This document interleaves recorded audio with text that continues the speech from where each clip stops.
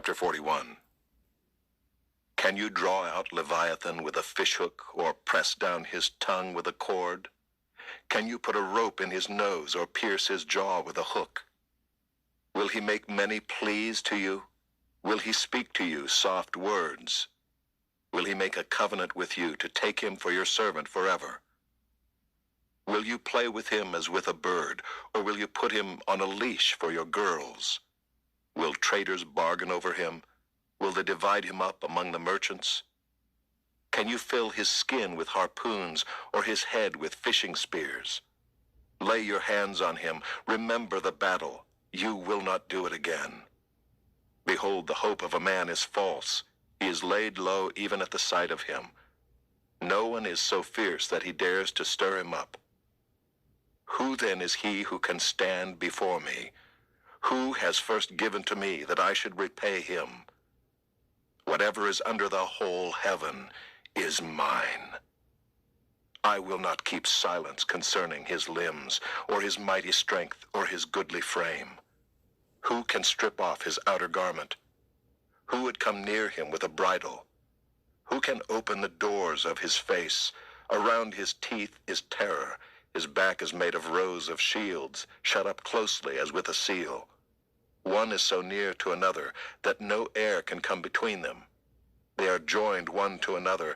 They clasp each other and cannot be separated. His sneezings flash forth light, and his eyes are like the eyelids of the dawn. Out of his mouth go flaming torches. Sparks of fire leap forth. Out of his nostrils comes forth smoke as from a boiling pot and burning rushes.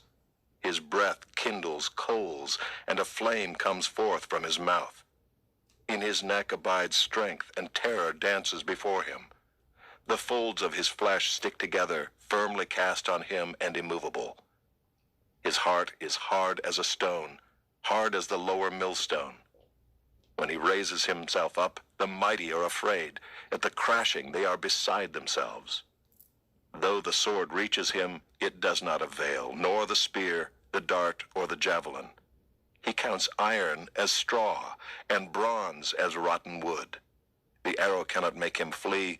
For him sling stones are turned to stubble. Clubs are counted as stubble. He laughs at the rattle of javelins.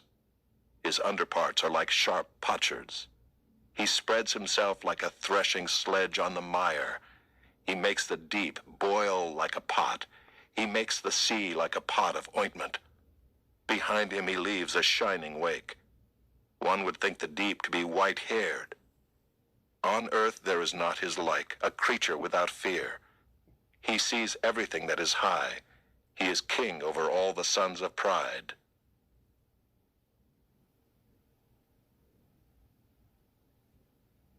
Chapter 42. Then Job answered the Lord and said, I know that you can do all things, and that no purpose of yours can be thwarted. Who is this that hides counsel without knowledge? Therefore I have uttered what I did not understand, things too wonderful for me, which I did not know. Hear, and I will speak. I will question you, and you make it known to me. I had heard of you by the hearing of the ear, but now my eye sees you. Therefore I despise myself, and repent in dust and ashes. After the Lord had spoken these words to Job, the Lord said to Eliphaz the Temanite, My anger burns against you and against your two friends, for you have not spoken of me what is right, as my servant Job has. Now therefore take 7 bulls and 7 rams, and go to my servant Job, and offer up a burnt offering for yourselves. And my servant Job shall pray for you, for I will accept his prayer, not to deal with you according to your folly. For you have not spoken of me what is right, as my servant Job has. So Eliphaz the Temanite, and Bildad the Shuhite, and Zophar the Naamathite went and did what the Lord had told them, and the Lord accepted Job's prayer. And the Lord restored the fortunes of Job when he had prayed for his friends, and the Lord gave Job twice as much as he had before.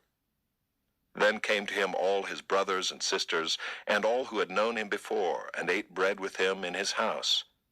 And they showed him sympathy, and comforted him for all the evil that the Lord had brought upon him. And each of them gave him a piece of money and a ring of gold. And the Lord blessed the latter days of Job more than his beginning. And he had 14,000 sheep, 6,000 camels, 1,000 yoke of oxen, and 1,000 female donkeys. He had also 7 sons and 3 daughters. And he called the name of the first daughter Jemimah, and the name of the second Keziah, and the name of the third Keren-Happuch.